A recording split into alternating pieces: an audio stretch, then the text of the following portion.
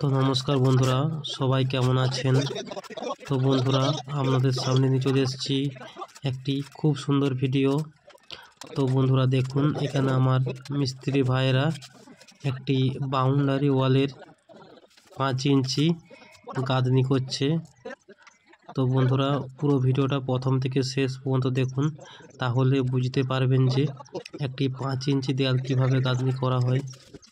তো বন্ধুরা, আমার সাথে থাকুন, সঙ্গে থাকুন এবং পুরো ভিডিওটা দেখতে থাকুন আর এনজয় করুন।